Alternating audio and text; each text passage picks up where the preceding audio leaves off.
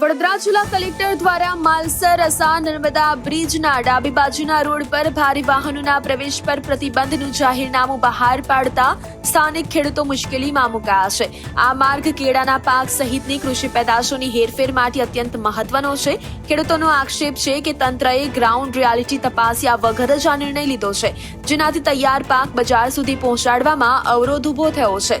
ખેડૂતોની ઉગ્ર રજૂઆતને પગલે નાયબ કલેક્ટર, ડીવાયએસપી અને શિનોર મામલતદાર સહિતના અધિકારીઓએ સ્થળ પર પહોંચી નિરીક્ષણ કર્યું હતું। અધિકારીઓએ ખાતરી આપી છે કે આ બાબતનો વિગતવાર અહેવાલ જિલ્લા કલેક્ટરને સુપ્રત કરવામાં આવશે અને વહેલી તકે યોગ્ય ઉકેલ લાવવામાં આવશે।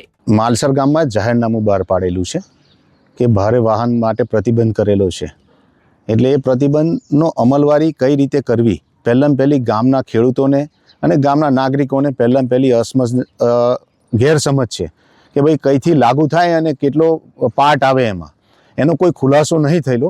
એટલે એ ખુલાસો થાય એના માટે એક અમે અરજી કરેલી હતી કે ભાઈ આનો ડાબી બાજુ એટલે ડાબી બાજુ માલસર અસા કે અસા માલસર એ બેની મય એક ખુલાસો નહોતો। અને ગામમાં જે અમે ખેતી કરીએ છીએ તો અમારી કેળાની ગાડીઓ આવશે તો એને લાગુ થાય કે નહીં એના માટે બધા ખેડૂતોએ ભેગા થઈને અમે ગ્રામ પંચાયતમાં અરજી કરી હતી કે ભાઈ આનો ખુલાસો જુએ। એટલે સરપંચશ્રીએ આગળ કંઈક રજૂઆત કરી હશે, એને લઈ અને આજે આ જોઈન્ટ વિઝિટ હતી આ લોકોની, અને અમને એ કીધું છે કે ભાઈ અમે આનો કંઈક સુખદ નિરાકરણ લાવીશું।